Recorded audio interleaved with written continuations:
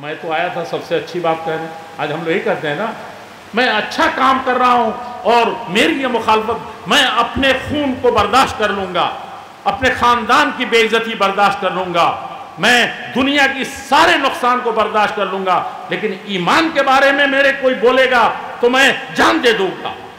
لڑتے کہ نہیں لڑتے ہیں؟ یہ سلفی منہج نہیں ہے، یہ سلفی تاریخ نہیں ہے۔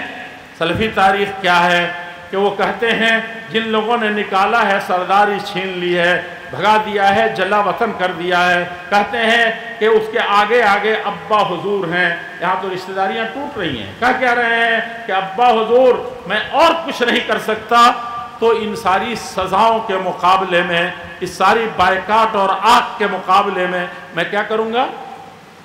اللہ سے آپ کے لیے سب سے بڑی چیز مانگوں۔ ایک مدرسہ والے دوسرے مدرسے والے کو برداشت نہیں کرتا، ایک ممبر دوسرے ممبر کو برداشت نہیں کرتا۔ ٹٹولو دیکھو کہ اہل حدیث ہو، مسلمان ہو، اہل حدیث ہو کہ نہیں ہو، کوئی نہیں جائے گا قبر میں مولانا۔ یہ تقریر کا کوئی فائدہ نہیں ہے۔ کہا کہ اپنے من میں ڈوب کر پاجا سراغ زندگی، تو اگر میرا نہیں بنتا میری تقریر سنو نہ سنو، جلسے کیے جائیں نہ کیے جائیں، کوئی تقریر یہاں ہے۔ مولانا شمیم صاحب نے جب وہ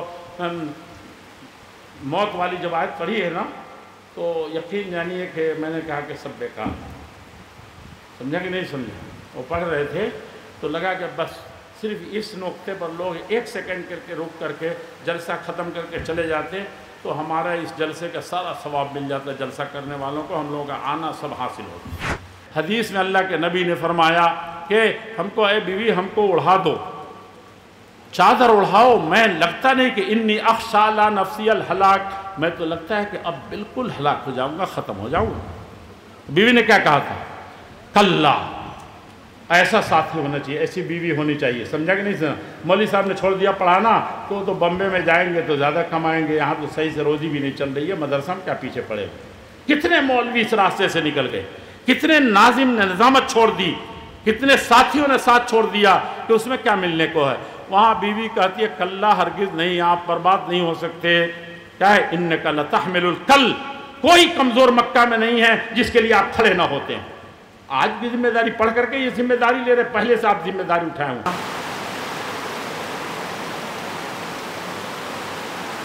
کہ اس اہم اور سب سے بڑے مدرسہ سلفیہ کے میدان میں آج کے اس عظیم الشان اجلاس میں جو مدرسہ کے ذمہ داران نے اور اس علاقے اور خاص طور پر اس گاؤں کے اصحاب اور اہل قریہ نے اور یہاں کے مرد و خواتین نے جو یہ دعوت کی، تبلیغ کی، توعیہ کی، ایمان کی، اسلام کی، انسانیت کی، اور سب سے بڑے اور جس کا نعرہ اس وقت لگایا جا رہا ہے تعلیم، ایجوکیشن اور شکشا، اس کو پروان چڑھانے کے لیے اور ایک دوسرے کو نصیحت کرنے کے لیے، ایک دوسرے سے نصیحت پکڑنے کے لیے جو آج بلا رکھی ہے، میری بڑی سعادت ہے کہ میں اس عظیم الشان اجلاس میں شریک ہو رہا ہوں۔ میرے لیے آج بہت سی خوشیوں کا مقام ہے۔ مولانا عبدالحمید فیضی صاحب اور ان کے اصحاب نے، اس مدرسے کے ناظم اور صدر نے، اس کے خزانچی اور ذمہ داروں نے، اور یہاں کی عورتوں، خواتین اور مہیلاؤں اور مردوں نے جو کارنامہ انجام دیا ہے، جس ایمانداری کے ساتھ، جس جگر کاوی کے ساتھ، جس ہمت کے ساتھ، اور سب سے بڑی چیز ایمان اور اخلاص کے ساتھ جس طریقے سے اس ادارے کو منار نور بنائے ہوئے ہیں، ہم مرکزی جمعیت اہل حدیث کی طرف سے، صوبائی جمعیت اہل حدیث کی طرف سے اور یہاں کی ضلعی جمعیت اہل حدیث کی طرف سے آپ حضرات کا شکریہ ادا کرتے ہیں کہ آپ نے اپنی قیمتی دولت، اپنا قیمتی وقت اس کے اندر صرف کیا ہے، اور یہ دیکھ کر کے یہ طلبہ کی تعداد، یہاں کی ڈسپلن، یہاں کی تربیت اور تعلیمی مظاہرے بھی سامنے آئیں گے، وہ سب چیزیں دیکھ کر کے، اور خاص طور پر ہمارے ناظم اسٹیج نے جو مدرسے کی سرگرمیاں بتائی ہیں، اور لوگوں نے بتایا، میں جب داخل ہوا کہ یہاں چھوٹی سی جماعت ہے، جماعت اہل حدیث کی، لیکن 313 سے تو کم نہیں ہے، 313 سے تو کم نہیں ہے۔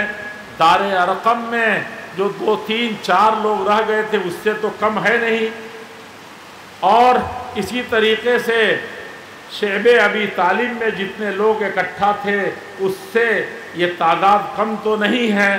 اسی طریقے سے دار ارقم کے علاوہ جو گھاٹی میں، عقبہ اولیٰ میں، عقبہ ثانیہ میں جس نے تاریخ کے دھارے کو بدل دیا تھا، نا امیدیوں میں امید کی نہیں کہ چراغ نہیں، سورج چاند نہیں، بلکہ سب سے بڑا کوئی منارہ ہو سکتا ہے تو وہ تعمیر کر دیا تھا۔ تو یہاں کی چھوٹی سی جماعت تو اس کے مقابلے میں چھوٹی نہیں ہے۔ اور مومن، ان ابراہیم کان امتاً واحدہ، ابراہیم علیہ السلام اکیلے تھے، کیا تھے؟ لیکن امت تھے۔ مکے کی تاریکی میں، مکے کے ظلم و زیادتی میں، مکے کی بت پرستی میں، خانہ کعبہ جو اللہ تعالیٰ کی اس روئے زمین پر سب سے بڑا توحید کا مقام اور مرکز تھا، اللہ جل شانہ نے اس زمین کو پیدا کیا تھا، اس آسمان کو پیدا کیا تھا، ساری مخلوقات کو پیدا کیا تھا، یہ بزم عالم جو سجائی تھی محمد الرسول اللہ صلی اللہ علیہ وسلم، جن نبیوں کے آخری کڑی تھے، لیکن وہ کیا چیز تھی؟ توحید تھی۔ اس توحید کی خاطر ایک اللہ کو مان لینا، سارے معاملات میں اللہ کو تسلیم کر لینا، اور اس کی نشانی اور مرکز قرار دیا تھا کس کو؟ روئے زمین کے سب سے پہلے گھر کو۔ نہ یہاں فرشتے بستے تھے، جناتوں کا بھی وجود نہیں تھا، انسانوں کا بھی کوئی پتہ نہیں تھا۔ اس وقت اللہ تعالیٰ نے توحید کا مرکز بنایا تھا۔ آپ آسان مت سمجھیے جو اپنے گاؤں میں ایک مسجد بناتے ہیں، وَأَنَّ الْمَسَاجِدَ لِلَّهِ فَلَا تَدْعُوا مَعَ اللَّهِ أَحَدًا، یہ اللہ کی اس زمین پر آپ نے مسجد قائم کر رکھی ہے تو سمجھیے کہ یہ زمین کفرستان نہیں ہو سکتا، یہ زمین بت پرستی کا اڈا نہیں ہو سکتا جہاں اللہ اکبر کی جہاں سے صدائیں آتی ہوں۔ آپ نے توحید کے لیے اس مسجد کو قائم کیا، ایک چھوٹا سا مکتب قائم کیا ہے جہاں سے توحید اور رسالت کی کرنیں پھوٹتی ہیں، وہ منبع اور چشمہ بن جاتا ہے۔ وہ کوئی چھوٹی چیز نہیں ہے، وہ بہت بڑی چیز ہے۔ لیکن اللہ تعالیٰ نے جو سب سے بڑے جتن کے ساتھ سب سے پہلا گھر بنایا تھا، ان اول بیت وضع للناس للذی بمکۃ مبارکہ، اللہ رب العزت والجلال نے ساری انسانیت کے لیے بٹوارہ ہم نے بعد میں کیا ہے، اپنے اپنے قبلے الگ الگ بنا لیے۔ کسی نے اپنے زبان کو قبلہ بنا لیا، کہا کہ ہماری یہ زبان ہے تو دوسرے زبان والوں سے ہمارا نہیں چلے گا۔ کسی نے رنگ کو بنا لیا، ہماری یہ رنگ ہے، یہ شکل ہے، ہماری یہ سوسائٹی ہے، وہ ادھر کا قبلہ بنا لیا۔ اور کسی نے رنگ و نسل کے علاوہ اور بھی چیزوں کو، کہیں مالداری کو، کہیں غربت کو، کہیں خاندان کو، کہیں نسل کو، اتنے سارے بت بنائے اور اتنے سارے قبلے قرار دے۔ میں ان بتوں کا نہیں جسے توڑنے کے لیے اسلام آیا تھا، بلکہ وہ ساری انسانیت کو وضع للناس، مسلمانوں کا قبلہ صرف وہ نہیں ہے، ساری انسانیت کا قبلہ ہے۔ آنے سے پہلے، پیدا ہونے سے پہلے اللہ تعالیٰ نے اس گھر کو بنایا تھا۔ اس کی کیا حالت تھی؟ 360 بت رکھے ہوئے تھے، 360۔ اور معاشرے کا کیا حال تھا؟ آج ہم لوگ رو رہے ہیں کہ برائیاں پھیل رہی ہیں، دشمنیاں پھیل رہی ہیں، ایک دوسرے کے دشمن ہو رہے ہیں، دین اور ایمان اور اخلاقیات پامال ہو رہے ہیں، ہر آدمی رو رہا ہے، مسلمان خاص طور پر۔ لیکن آپ نے کبھی غور کیا کہ اللہ جل شانہ فرماتے ہیں کہ ایک زمانہ تھا کہ اس دھرتی پر انسان تھا ہی نہیں، جانور کچھ پیدا ہوئے تھے، کچھ چیزیں تھیں، لیکن اللہ جل شانہ فرماتے ہیں کہ اسی مکے کی سرزمین ہے، اولئک کالانعام بل ہم اضل، کہا کہ یہاں انسانوں کو تو بسا دیا، ایک قبلہ ان کا بنا دیا، ایک توحید کا منارہ قائم کر دیا، لیکن یہ لوگ اب انسان بھی نہیں، جانور بن چکے، اولئک کالانعام، بلکہ اس سے بھی زیادہ گئے گزرے ہو گئے ہیں، اس سے بھی زیادہ بدتر ہو گئے ہیں۔ توحید کے اس گھر میں بت پرستی کا سب سے بڑا اڈا بنا لیا ہے۔ یہ مکے کی کیفیت تھی۔ اخلاقیات کا معاملہ تو اتنا خراب تھا کہ کوئی کسی کا پرسان حال نہیں تھا۔ اپنی سگی ماں، اپنی بیٹی، اپنے چچا، اپنے خاندان اور کسی کی عزت کسی بھی طریقے سے محفوظ نہیں تھی۔ یہ کیا تھا؟ دنیا کی ساری برائیاں ہم نے پال رکھی تھی، لیکن آپ نے دیکھا ماحول اور سوسائٹی، آج ہم رونا رو رہے ہیں کہ ماحول خراب ہے۔ ماحول تو خراب ہم نے کیا ہے، جہاں اچھا ماحول ہوتا ہے اس کو بھی آ کے بگاڑ دیتے ہیں۔ کچھ مدرسوں کے بارے میں لوگ کہتے ہیں کہ مولانا وہاں تربیت اچھی نہیں ہوتی، یعنی آواں کاواں خراب ہے، اور سب سے خراب بچے کو وہاں لے آ کے ڈالتے ہیں آپ، سب سے، اور اس طرح سے ہر خاندان سے، ہر گھر سے خراب بچے آئیں، یا تھوڑی سی روشنی جو ملی ہے، کپڑے کو تھوڑا سا صاف یہاں کیا گیا، تب تک وہ جا کر کے وہاں اس سے زیادہ داغ لے کر کے چلا رہا، ابھی زبان اس کی پاک نہیں ہوئی، اس کے دل کو ابھی صاف نہیں کیا گیا، اور اس طرح کے یہاں آ کر کے بھر بھی رہے ہیں۔ تو صرف مدرسہ کی چار دیواری میں نہیں ٹھیک ہو سکتا۔ مائیں جب تک اچھی نہیں ہوگی، باپ جب تک اچھے نہیں ہوں گے، ماں باپ بھی اچھے ہو گئے، بھائی بہنوں کو اچھا ہونا پڑے گا، ایماندار ہونا پڑے گا۔ بھائی بہنوں کے اچھا ہونے سے اسلامی معاشرہ اور حقیقت میں اللہ والوں کی جماعت نہیں پیدا ہو سکتی اگر پاس پڑوس میں پورے طور پر شرک و بدعت پھیلے ہوئے ہیں، بد اخلاقی پھیلی ہوئی ہے، دشمنیاں پھیلی ہوئی ہیں، گندگیاں پھیلی ہوئی ہیں، تو کبھی بھی نہیں ہو سکتا۔ آپ کے اس پنڈال پر چاہے جتنا بھی زیادہ خوشبو بکھیر دیں، لیکن ادھر گندگیوں کا ڈھیر لگا ہوا، ادھر انسانوں کی گندگیاں ہوں، ادھر بیلوں اور بھینسوں کی گندگیاں ہوں، ادھر سے اور دوسری طرف سے سب گندگیاں ہوں، آپ یہاں خوشبو سجا کر کے بھی بیٹھ نہیں سکتے۔ بہت بڑی چیز ہے سوچنے کی۔ آج کچھ لوگوں کو عالم بن جا رہے ہیں، نیک بن جا رہے ہیں، پیسے والے بن جا رہے ہیں، تو سمجھتے کہ ساری دنیا فقیر ہے، اس سے کیا ہوگا؟ صرف آپ کے اکیلے بننے سے کبھی بھی ایسا نہیں ہو سکتا، بلکہ وہ آپ اس نیک کو بھی لے کر کے ڈوب جائیں گے۔ یہ بہت بڑی چیز ہے جو جاننے کی ہے۔ لیکن ایمان والے، جیسا کہ میں نے کہا، ان ابراہیم کان امہ، ان کا خاندان، ان کا گھرانہ ابراہیم علیہ الصلوۃ والتسلیم کا کیا تھا؟ باپ بت پرست نہیں، بت گرد، بت بندے۔ سب سے بڑی فیکٹری کس چیز کی تھی؟ خاندان میں جو بت یہ بنا دیتے تھے اس گھر کے لوگ، آپ کے ابا کیا ہوتا تھا؟ وہ وہی بت دنیا پوجتی تھی، مال بھی آتا تھا اس فیکٹری سے، اور عزت بھی بڑھتی تھی کہ میرا بنایا ہوا بت دنیا پوجتی ہے۔ سمجھا کہ نہیں؟ سرداری، ہر طریقے کی سرداری، دینی سرداری اور دنیاوی سرداری جب دونوں اکٹھے ہو جاتی ہے تو اس سے بڑا کوئی اسٹرانگ لیڈر نہیں ہوتا، اس سے بڑا کوئی خاندان نہیں ہوتا۔ یہ ابراہیم علیہ السلام کو حاصل تھا، اور اس کی مخالفت اور اس سے، لیکن مخالفت تو ہم کو یاد ہے کہ انہوں نے مخالفت کی تھی، خاندان کی مخالفت کر دی تھی، پورے دھرم کی مخالفت کر دی تھی، مذہب کی پورے طور پہ اعلان کیا تھا انہوں نے توحید کا، لیکن آپ اور سب چیزیں بھول جاتے ہیں۔ ہم مخالفت سے پہلے، یہاں کسی چیز کے مخالفت سے پہلے دشمنی مولتے ہیں، وہاں تو ابا گھر سے نکال رہے ہیں، مار رہے ہیں، ستا رہے ہیں، کنبے قبیلے کے لوگ پورا اکٹھا ہو گئے ہیں کہ اس کو ہم بخشیں گے نہیں آج، لیکن ایسی صورت میں باپ کہہ رہے ہیں کہ پتھروں سے مار مار کے ہلاک کریں گے یا گھر سے نکال دیں گے، لیکن یہ توحید کا علمبردار ایک نوجوان کیا کہہ رہا ہے؟ کیا کہتا ہے؟ کہتا ہے کہ ساستغفر لک ربی، کہا کہ میں آپ کے لیے رات کی تنہائی میں اللہ کے سامنے اگر کوئی چیز مانگوں گا تو خاندان کی یہ ساری دولت ہاتھ سے نکل رہی ہے، یہ فیکٹری چلی جا رہی ہے، قوم کی دین کی بنیاد پر بھی سرداری اور دنیا کی بنیاد پر بھی سرداری یہ ختم ہو رہی ہے، میں کیا ہے تو میں یہ میرے دشمن ہیں، بہت برا کیا میرے ساتھ انہوں نے، اور میں تو آیا تھا سب سے اچھی بات کہنے۔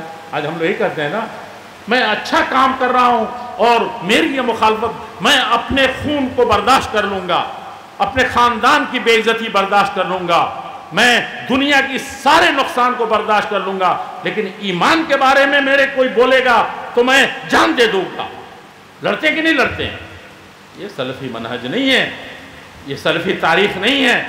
سلفی تاریخ کیا ہے کہ وہ کہتے ہیں جن لوگوں نے نکالا ہے سرداری چھین لی ہے، بھگا دیا ہے، جلا وطن کر دیا ہے، کہتے ہیں کہ اس کے آگے آگے ابا حضور ہیں، یہاں تو رشتہ داریاں ٹوٹ رہی ہیں، کہہ رہے ہیں کہ ابا حضور میں اور کچھ نہیں کر سکتا، تو ان ساری سزاؤں کے مقابلے میں، اس ساری بائیکاٹ اور آگ کے مقابلے میں کیا کروں گا؟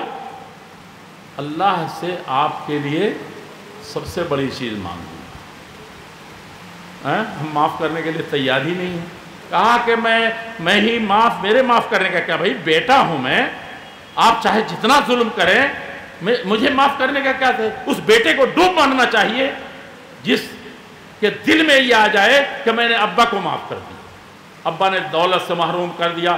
یہ باپ کو دولت سے محروم جو بیٹے کو کرتے ہیں حرام ہے، یہ اسے مت سمجھ لیجیے گا کہ وہ حرام کر رہا تو صحیح کر رہا ہے، وہ ایک بڑا پاپ ہے، اللہ کا باغی ہے وہ، چاہے وہ کتنا بڑا مولانا ہو، اپنے بیٹے کی کسی غلطی پر، ظلم پر، اس کی بے راہ روی پر وہ سزا کے طور پر کر رہا ہے، تب بھی وہ آنکھ کرنا جائز نہیں ہے۔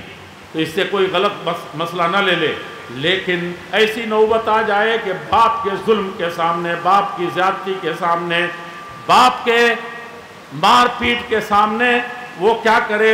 یہ دل میں سوچ لے کہ میں نے ابا کو معاف کر دیا۔ تم کون ہوتے ہو معاف کرنے والے؟ تمہارا وجود کہاں سے ہے؟ تو اس ابا کو کیا کہہ رہا ہے ابراہیم علیہ السلام نے؟ کیا سکھائی سلفیت؟ یہ بھی ایک بہت بڑا نقطہ ہے، تاریخ اگر جاننا ہے تو یہاں سے لیجئے۔ ایک ایک قدم پر ابراہیم علیہ السلام کہتے ہیں کہ میں ساستغفر، جو کہا اس وقت دل میں امڑ رہا تھا، لیکن کہا جو رات کا آخری پہر ہے، یہ جو ان قریب کہا کہ کروں گا، تو رات کے آخری پہر کا، جہاں اللہ تعالیٰ آ کر کے خود اللہ تعالیٰ کا جوش، اللہ تعالیٰ کا غضب، اللہ جل شانہ کی جو ناراضگی ہوتی ہے وہ خود اس وقت محبت میں ڈھل جاتی ہے۔ رات ڈھلنے کے ساتھ ہی اللہ تعالیٰ کی محبت، حل من مستغفر استغفر لہ، دنیا کا جتنا بڑا بھی پاپی ہو اس وقت میرے دربار میں ہاتھ اٹھا لے گا۔ کہاں ہے مسلمان اس وقت؟ زبانی جمع خرچ ہے کہ وہاں وہ مارا جا رہا ہے، وہاں فلسطین میں وہ ہو رہا ہے۔ ہم اپنے دل پہ ہاتھ رکھ کے سوچیں کہ کئی راتیں ہم نے کہا کہ کاش کہ میرے پاس فولا ہوتا، یہ عرب بہت مردہ ہو گئے ہیں، انسانیت کے دشمن ہیں، بڑے عیاش ہیں، نعوذ باللہ، اللہ اس جملے کی وجہ سے معاف نہیں کرے گا۔ عربوں کو آپ نہیں جانتے، لیکن جب آواں کا آواں خراب ہے تو کیا کرے گے؟ میں نہیں کہتا کہ وہ لوگ بہت دودھ کے دھلے ہیں، لیکن آپ نہیں معاف کیے جا سکتے۔ تو ایک بدگمانی، ایک گناہ پالنا، آپ خود سوچئے کہ آپ بادشاہ نہیں ہیں، آپ عربی نہیں ہیں، آپ اس ملک کی حکومت آپ کے ہاتھ میں نہیں ہے، آپ کچھ نہیں کر سکتے، یہاں سے 2 روپیہ نہیں بھیج سکتے، لیکن آپ ہی کے بغل میں ایک مریض تڑپ تڑپ کے مر رہا ہے۔ فلسطین کے مسلمان کا وہ فرض نہیں ہے آپ کے اوپر جو تڑپ تڑپ کے مر رہا ہے، بے گھر ہو کر کے مر رہا ہے، آپ کے بغل میں ایک بیوہ، ایک غریب، ایک مریض، ایک آپ کا چچا، ایک مالدار، آپ ایک اس کو عیادت سے بھی محروم کرتے ہیں۔ سمجھا کہ نہیں سمجھا؟ اس کے بارے میں پوچھے گا کہ نہیں پوچھے گا، کب پوچھے گا وہ تو مولانا لوگ بتائیں گے، لیکن اس کے بارے میں ایک جاہل بھی فیصلہ کرے گا کہ آپ کی ایمان کی بخشش نہیں ہو سکتی، آپ کے روزے قبول نہیں ہو سکتے۔ ہم لوگ یہی دور کی کوڑی لاتے ہیں۔ تو کبھی کیا ان فلسطینیوں کے لیے، کیا ان مظلوموں کے لیے جو سیلاب سے بہہ گئے ہیں، ابھی کیرلا سے میں آ رہا ہوں، بھاگا سیلاب سے بہہ گئے ہیں، اور پتہ نہیں کتنی بستیاں، کتنے گھر میں تو دیکھ کر کے حیران تھا کہ کیا یہاں کوئی بستی رہی ہوگی جو سالہ سال اور پتہ نہیں ہزارہ سال سے چلی آ رہی تھی بستیاں یہ، وہاں لگتا ہی نہیں کہ کوئی بستی ہوگی، ایسے تہوبالا کر رکھا ہے۔ اور وہ چٹان جو پہاڑوں اور وادیوں کے منہ پہ ہوا کرتے تھے اب ان آبادیوں میں آ کے ایسے پڑے ہوئے ہیں۔ انا صخرۃ الوادی اذا ما زحمت واذا نطقت فان للجوزاء، میں نے تو جب پڑھا تھا تو کہا تھا کہ چٹان جو ہے پانی ٹکراتا ہے ادھر ادھر ہو جاتا ہے لیکن چٹان اپنی جگہ سے تسمس نہیں ہوتا، ہم لوگوں نے ہی ندم میں پڑھا تھا۔ اور یہاں دیکھا کہ بڑے بڑے چٹان کہاں کہاں سے آ کر کے سیلاب نے ان کو لا کر کے کہاں ڈال دیا ہے؟ ان آبادیوں میں ڈالا ہے کہ پتہ بھی نہیں چلے کہ یہاں کوئی آبادی تھی۔ سمجھا کہ نہیں سمجھا؟ ہاں، تو پھر مجھے دوسرا شعر یاد آ گیا مولانا لطف الحق صاحب کہ مکرر مفر مقبل مدبر ماں کجلمود صخر حتہ السیل من علی، نہیں میں نے کہا کچھ پتھر جو ہیں وہ بھی خش و خاشاک کی طرف بہہ جاتے ہیں۔ سمجھا کہ نہیں سمجھا؟ اور یہ جو دل ہمارا پسید نہیں رہا ہے، تقریر نہیں کر رہا ہوں، کچھ دل کا درد سمجھیے تو میں کچھ کہنا چاہتا ہوں۔ چاہے وہ لو انزلنا هذا القرآن على جبل لرأيته خاشعا متصدعا من خشیت اللہ، مومنوں کے لیے مومنوں کا دل پسیج ہی نہیں رہا۔ اللہ تعالیٰ فرماتے ہیں کہ یہ پہاڑ کے چٹان نہیں وادی کے، بلکہ یہ پورے کے پورے پہاڑ قرآن کی ایک آیت سے ریزہ ریزہ ہو جائیں گے۔ جانتے ہیں مکے میں ایک آدمی تھا، اس کے ظلم، اس کے طاقت کے سامنے، اس کے غلظت، اس کی سختی کے سامنے عرب کا ہر قبیلہ گھبراتا تھا۔ کہتا تھا کہ یہ اگر آدمی اگر آ گیا میدان میں، کسی خاندان کی کسی فرد کی کوئی خیریت نہیں رہے گی۔ کون تھے وہ؟ عمر ابن خطاب۔ اللہ کے نبی صلی اللہ علیہ وسلم کتنے حکیم تھے، یہ اہل حدیث بھی عجیب قوم ہوتی چلی جا رہی ہے۔ ان کے یہاں تو حکمت اور دانائی کی دنیا کی سب سے بڑی چیزیں ہوا کرتی ہیں۔ اللہ کے نبی وہ ایک چیز، تھوڑا سا پیسہ آ گیا، سمجھتے کہ پیسے کی بنیاد پر میں دین کا کام کر لوں گا۔ تھوڑا علم آ گیا تو اسی علم کے غرے میں ایسا ہے کہ نقصان پہنچا رہے ہیں۔ ایسے نہیں ہوتا ہے۔ اللہ کے نبی صلی اللہ علیہ وسلم کو اللہ پر سب سے زیادہ یقین، اللہ کی مدد پر سب سے زیادہ یقین، اللہ کی نصرت و مدد پہلے دن سے وعدہ ہے، لیکن وہ ایک سب سے بڑے خراب سخت آدمی کے بارے میں کہتے ہیں، ابو جہل کے بارے میں، عمر کے بارے میں، کہ یہی دونوں ہیں جب کندھے پر کوئی جھوا نہیں رکھتا، کوئی بھینسا اور کوئی بیل ایسا نہیں ہے جو اس بھاری بوجھ کو، اس گاڑی کو کھینچ سکے، تو عمر کھینچتا ہے یا عمرو بن حشام کھینچتا ہے، عمر بن خطاب کھینچتا ہے یا عمرو بن حشام کھینچتا ہے، یعنی ابو جہل کھینچتا ہے یا عمر بن خطاب کھینچتا ہے۔ سمجھا کہ نہیں سمجھا؟ تو اللہ کے نبی کی یہ بھی نظر ہوا کرتی تھی، اور ساری چیزوں کے باوجود، اور اللہم عید الاسلام بعہد العمرین، اے اللہ یہ دونوں مکہ کے لوگ ہیں اور دنیا ان کی طاقت پر سے ڈرتی ہے، میں چاہتا ہوں کہ ان دونوں میں سے کم ایک کو اسلام کی تائید کے لیے بنا دیں۔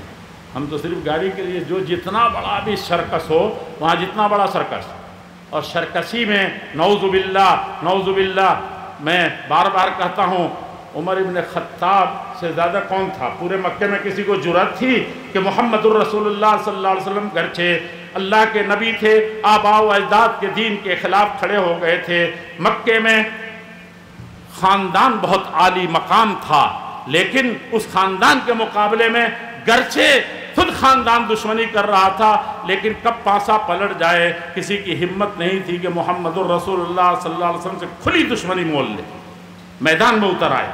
سمجھا کہ نہیں؟ ایک عمر تھے اور ان کا قبیلہ بھی بڑی نہیں تھا، گرچہ قریش کے تھے، لیکن جس قبیلے کے تھے تنہا، اس سے ثابت ہوتا ہے کہ اللہ کے نبی صلی اللہ علیہ وسلم کی نظر کیسی تھی، ظالموں پر کیسی نظر تھی، دبنگوں پر کیسے نظر تھی۔ آج ہم صرف گالی دے کے فارغ ہو جا رہے ہیں، فلاں ظالم ہے، فلاں یہ ہے۔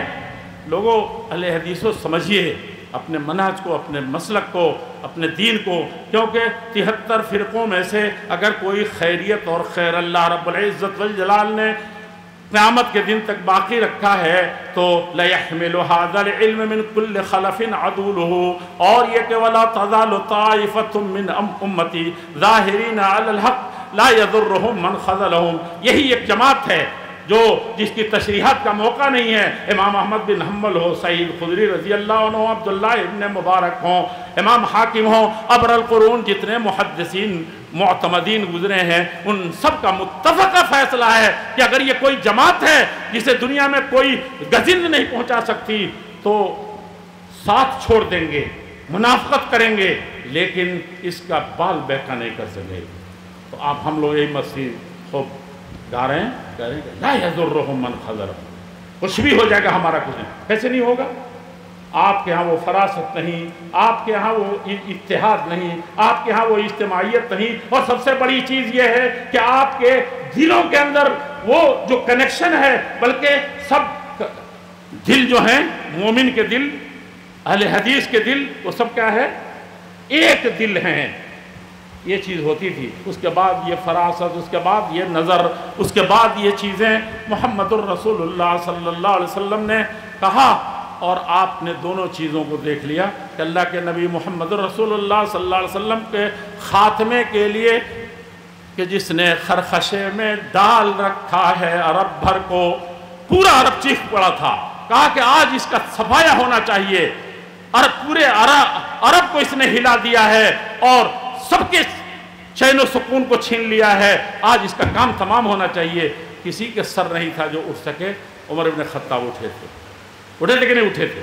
تاریخ جاننا چاہتے ہیں، جینا چاہتے ہیں، اور چل دیا تھا ننگی تلوار لے کر کے، سمجھا؟ اور اس وقت جلتی پر تیل نہیں لگاتے، جلسہ کیا، مجھ سے مشورہ نہیں کیا، فلاں نہیں کیا، فلاں موسم میں ہونا چاہیے، اسی میں الجھتے ہیں نا۔ وہاں ایک اہل حدیث، وہاں ایک پہلا مسلمان جو کبھی کسی طریقے سے ابھی اس کا اسلام بھی پورا ظاہر نہیں ہوا تھا، دیکھا کہ عمر ہے، اس کا مزاج بگڑا ہوا لگ رہا ہے، تلوار سوتی ہوئی ہے، سمجھا کہ نہیں سمجھا؟ تو کیا کر دیا اس نے؟ آپ تو اسی مدرسے کے ذمہ دار ہیں، آپ اس مدرسے کے مدرس ہیں، اور آپ اس مدرسے کے چاہنے والے ہیں، تھوڑا سا مزاج میں فرق پڑا تو 10 طرح کے مسائل جماعت میں، جمعیت میں، ملت میں، ملک میں، آپ کے ہوتے ہوئے یہ سب کیوں ہوتا ہے؟ اس لیے کہ آپ نے اپنے گھر میں بھی اپنے آپ کو اصلاح نہیں کرا، اور وہاں تو ایک آدمی پورا بفرا ہوا انسان جو اللہ کے نبی کا، امت کا، انسانیت کا سب کچھ کر دے گا، اس نے رخ موڑ دیا۔ یہ ہے اہل حدیث حضرات، سیکھنا ہے تو اہل حدیثیت یہاں سے سیکھیے، موٹے موٹے اہل حدیث سامعین رفع الیدین سے نہیں ہوگا، ڈوبیے اتریے دیکھیے۔ اور عمر بن خطاب کا رخ موڑ دیا، اور وہ بہن کے یہاں گئے تو بہن کا بھی حال عجیب تھا، قرآن پڑھتا ہوا سن لیا، اور ایک آدمی نے کہہ دیا کہ اللہ کے نبی کا قتل، ہمارے مدرسے پر ضرب پڑے، کوئی آئے جان پر کھیل کر کے وہ کہے گا کہ ایسا نہیں ہو سکتا، ہمارا مدرسہ ایسا نہیں ہے، یہ تو امن و شانتی کا گہوارہ ہے، یہاں تو وہ بچے جن کو کبھی کوئی دیکھ نہیں سکتا تھا، معاشرے کے لیے سب سے بڑا ظلم اور سب سے خراب اس سوسائٹی کا انسان بنتا، اس میں تو کندن اور سونا بنا کر کے نکالا جا رہا ہے۔ کہاں مولانا صاحب بھٹک رہے ہیں، کہاں جا رہے ہیں؟ سمجھا کہ نہیں سمجھا؟ ہاں، تو ایسے ہی حضرت نعیم نے کیا کہا کہ پہلے گھر کی خبر لو، کہا کہ ادھر جا رہے ہو قتل کرنے محمد کو، اس کو تھوڑا سا صرف رخ موڑ دیا، اس سے زیادہ کہتے تو ان کی گردن اڑ جاتی، تو کہا کہ اپنے گھر کی خبر لو۔ تو بڑی چھوٹی مصیبت بھی برداشت، چھوٹی اور بڑی مصیبتیں بھی اس وقت ہوتی ہیں، بڑی مصیبت چھوڑ کر کے اور چھوٹی مصیبت کو خاطر میں نہ لا کر کے ہم نہ اس کا دیکھ رہے ہیں نہ اس کا دیکھ رہے ہیں، پروان چلے جا رہے ہیں۔ اور وہاں جب دیکھا بیٹی کو، اس بہن کو دیکھا تو دروازے پر پہنچے تو آواز آ رہی ہے قرآن کی، کہا کہ اسی کو مٹانے کے لیے تو نکلا تھا میں۔ بہنوئی کو آخر عمر نے اس قدر مارا کہ زخموں سے نکل کر خون کا بہنے لگا دھارا، ایسا مارا۔ ہماری مائیں بہنیں اگر سن رہی ہیں، یہ بچیاں جو پڑھ رہی ہیں جس کے لیے اتنا لوگ خون پسینہ جلا رہے ہیں، کیا کیا کر رہے ہیں، آپ کو کیا پتا ہے؟ بڑی مشکل سے ہوتا ہے۔ چمنوی جمعیت ایسی ہی قائم نہیں ہوئی تھی، میں وہاں پر شاید پہنچ نہیں سکوں گا جمعیت کی تاریخ میں کہ کہاں کیا ہوتا ہے۔ میرے عزیزوں، میرے بزرگوں، وہاں ایک نے دھارا خون سے جسم سے خون کا دھارا بہہ رہا ہے، بہن کو مار کر کے گرا دیا ہے، बहनोई उठने के लायक नहीं है, लेकिन टस से मस नहीं ईमान है। वकज़ालिकल ईमान इज़ा वक़अ फ़िल क़ल्ब। अबू सुफियान ने के सामने नसरानी और यहूदियों को गाली दे रहे हैं इस वक्त कि सारी दुनिया पर छा गए, मुसलमानों को बर्बाद कर दिया, अरब दुनिया के तिया पांचा कर दिया, बैतुल मक़दिस पर उनकी नजरें इस तरीके से ललचाई हुई हैं और सब कुछ कर रहे हैं। लेकिन कभी सोचा है हमने क्या कर रहे हैं?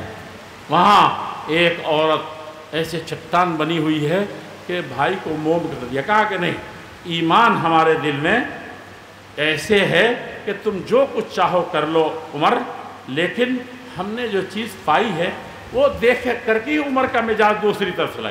कहा कि है क्या कि इस कदर मारने के बाद इस कदर मोहब्बत, बहन से अरबों की मोहब्बत का किस्सा आप नहीं जानते, बहनों का और भाइयों का। इस वक्त आप हैं कि उसके जायदाद और उसके बाप के मरने के बाद मीरास, और उससे भी बदतरीन चीज़ अल्लाह के कानून का उल्लंघन कर रहे हैं। वतिल्का हुदूदुल्लाहि फला तातदूहा। अल्लाह ने कहा ये सीमाएं हैं, दो मुल्कों के सीमाओं से भी और उसके सरहदों से भी बढ़ करके ये है कि अल्लाह ने हद मुतय्यन किया है कि 1/3 भी बहन को मिलेगा कि नहीं मिलेगा। लिज़्ज़करि मिस्लु हज़्ज़िल उन्सयैन देते हैं, क्या परसेंट देते हैं बहन को? अल्लाह की हद, अल्लाह फरमाते हैं कि ये हदों को फलांग दिया। इस्लाम और कुफ्र के दरमियान, शरीयत इस्लामिया के दरमियान तुम पर्सनल्लाह को रो रहे हो कि तुम्हारा पर्सनल्लाह खत्म हो रहा है, मुस्लिम पर्सनल्लाह में एक सानियत का बुहरान पैदा हो गया है, तुम इसलिए लड़ रहे हो। कहाँ हो तुम सोए हुए? तुमने पहले से इन सब सरहदों को उल्लंघन कर दिया है, तुमने फलांग दिया है इसको। वहाँ बहन ऐसी मोहब्बत, आप अरबों को पढ़िए तो बहनों की मोहब्बत भाइयों से, जब जिस ज़माने में मोहब्बत नहीं थी, जानवर हो चुके थे, उस वक्त भी ऐसी मोहब्बत थी। भाई मजबूर हो गया मारने के बाद कि बहन से अब कहे कि भाई चलो क्या पड़ेगी। एक लंबी बात है और सब लोग उस किस्से को जानते हैं, लेकिन मेरा कहना यह है कि उमर इब्न ख़त्ताब रज़ी अल्लाह ताला अन्हु से कहा था कि मदद लेनी है। लोगों, आप कभी भी इस्लाम की तारीख़ की बुनियादों को अगर सही तरीके से पढ़ेंगे तो हम अब ये चीज़ भूल जाएं। कलमा गो वो नहीं थे जो कलमा गो नहीं थे, मुसलमान नहीं थे, बल्कि इस्लाम और मुसलमानों और नबी और कुरान के दुश्मन थे, अल्लाह के बागी थे।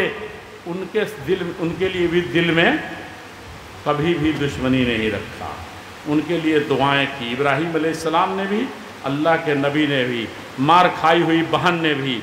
ये अहले हदीस का वतीरा था। आज अहले हदीस को नहीं बर्दाश्त करता। एक मदरसा वाले दूसरे मदरसे वाले को बर्दाश्त नहीं करता, एक मेंबर दूसरे मेंबर को बर्दाश्त नहीं करता। टटोलो देखोगे अहले हदीस हो, मुसलमान हो, अहले हदीस हो कि नहीं हो, कोई नहीं जाएगा कब्र में मौलाना। ये तकरीर का कोई फायदा नहीं है। कहा कि अपने मन में डूब कर पाजा सुरागे जिंदगी, तू अगर मेरा नहीं बनता, मेरी तकरीर सुनो ना सुनो, जलसे किए जाए ना किए जाए, कुल तकरीर यहाँ है। मौलाना शमीम साहब ने जब वो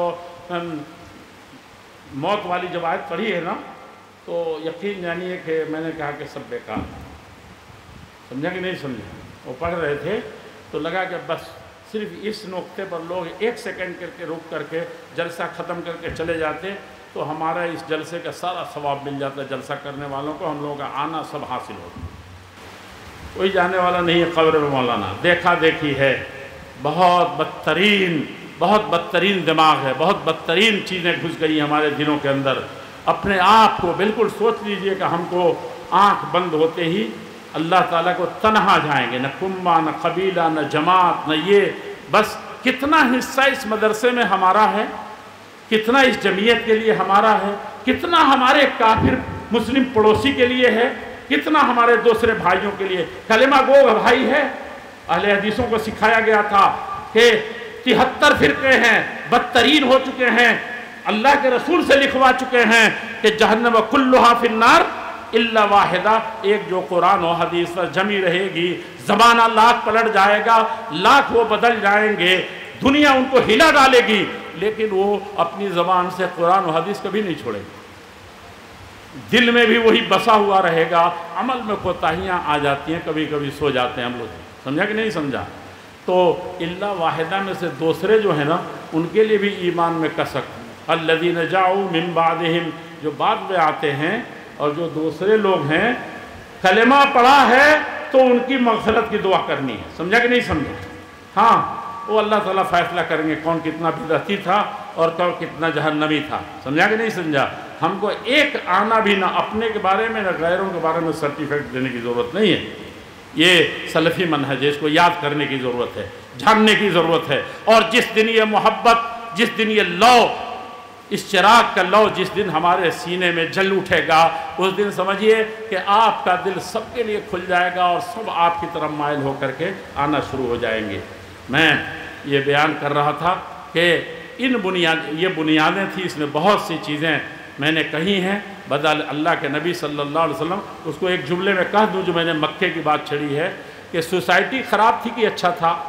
اللہ کے نبی جب آئے تھے، کُنَّا أَذَلَّ قَوْمٍ عَلَى وَجْهِ الْأَرْضِ، سب سے ذلیل قوم، سب سے ستائی ہوئی قوم، سب سے حقیر و فقیر قوم، دنیا کی نظروں میں سب سے گری ہوئی قوم کون سی تھی؟ مکے کے لوگ تھے، اس وقت کے انسان تھے. اعزنا اللہ بالاسلام. ہاں، جب اسلام اللہ کے نبی 40 سال کے بعد جب نبوت ملی، اسلام آیا، تب ہم لوگ دنیا میں سب سے اونچے ہو گئے، سب سے طاقت والے ہو گئے. اس بیچ میں کیا ہو رہا تھا؟ اللہ کے نبی صلی اللہ علیہ وسلم اس انتہائی بدترین جانوروں کے معاشرے میں، صادق و امین کہے گئے کہ نہیں کہے گئے؟ آپ کا سب سے بڑا دشمن ابو لہب نے کہا کہ نہیں، ما جربنا علیک الکذب، ہمارے قوم کا میں سب سے بڑا سردار ہوں اور یہ سب سے چھوٹا یتیم لڑکا ہے. لیکن اس نے پہاڑی پر بلا کر کے کوئی بات کہنی چاہیے، بیٹے تم کو اس کی ضرورت نہیں تھی، ہم نے تو کبھی تمہارے بارے میں غلط چیز نہ سنا ہے نہ اپنی آنکھوں کے سامنے. سب سے پہلے میں نے تو گود میں لیا تھا تم کو، جب تم پیدا ہوئے تھے. سویبہ یا سویبیہ نے جب تم کو خوشخبری دی تھی تو سب سے پہلے میں نے غلام آزاد کر دیا تھا، سب سے پہلے میں نے گود میں لیا تھا. اس گود سے لے کر کے آج 40 سال تک میں نے کہیں بھی اتنا بھی فاؤل کرتے ہوئے نہیں دیکھا. طالب علم بننا ہے تو ایسے بنیے، مدرسہ میں ایسے ہی مت آ کر کے بیٹھ جائیے، مدرسہ کو بدنام کیجیے. ماں باپ بھی اپنے فریضہ انجام کریں. بھیج رہے ہیں بڑے مدرسے میں، جامعہ مدرسہ سلفیہ میں، تو وہاں اچھے لوگ رہتے ہیں تو اچھا بنا کے بھیجیے. میں نہیں کہتا ہوں کہ خراب بچوں کو مت بھیجیے، لیکن اس کو کہیے کہ بہت اچھی جگہ جا رہے ہو. جاہل مائیں بھی کچھ ایسی نصیحت کرتی ہیں کہ بڑے داڑھی والے لوگ ہیں، بڑے بڑے مولانا ہیں، بڑے اللہ والے ہیں، بہت نیکوں کے بچے وہاں آتے ہیں. بیٹا دیکھنا، ہماری ناک مت کٹوانا. بیٹا ہم لوگ بہت غریب ہیں لیکن ہم کو اللہ نے ایمان دیا ہے، تم جا کر کے وہاں نام روشن کرنا. یہ ہو گیا، بس ماحول بن گیا. سمجھا کہ نہیں سمجھا؟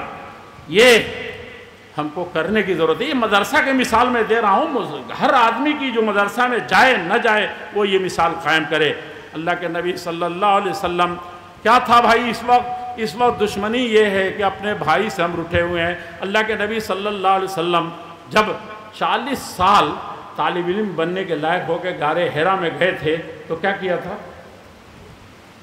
کیا ہوا تھا وہاں؟ جب پہلا سبق پڑھ کے آئے تھے، اقرا بسم ربک الذی خلق خلق الانسان من علق، تو کیا ہوا؟ ایک تو کہتے تھے کہ بھائی پڑھنا میں نہیں جانتا، اور وہاں پہلے ہی دن استاد نے سختی کی تو بھاگ گئے.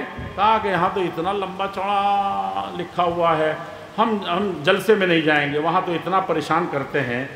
سمجھا کہ نہیں سمجھا؟ ہم جمعیت اہل حدیث کا ممبر نہیں بنیں گے، دلی ہم مرکز کے جلسے میں نہیں جائیں گے. بیٹھے بیٹھے کہیں گے اہل حدیث وقت 3 کروڑ اہل حدیث کم ہوتے ہیں، 3 کروڑ سے کم نہیں. میں نے ایک گنا تو نہیں ہے لیکن اندازہ پورے انڈیا کا میں 18 سال سے خود کر رہا ہوں، پہلے لوگوں نے بھی ایسے ہی کیا تھا. 3 کروڑ اہل حدیث کم ہوتے ہیں کیا؟ پھر میں یاد دلاؤں گا کہ 313 سے بھی کم ہے کیا؟ وہ 313 نکل پڑے تھے، اور اس میں سے کچھ ایسے تھے جو اپنے پاؤں پر ایسے کھڑے ہوتے تھے کہ اور لمبے ہو جائیں کہ اللہ کے رسول ہم کو بچہ سمجھ کر کے چھانٹ نہ دے. وہ عورتیں جو تڑپ رہی تھیں، اور کیا کیا ان کے جذبات تھے، کیا کیا ان کی شاعری تھی جو جوانوں کو سب ہمت بڑھا رہے تھے. سمجھا کہ نہیں سمجھا؟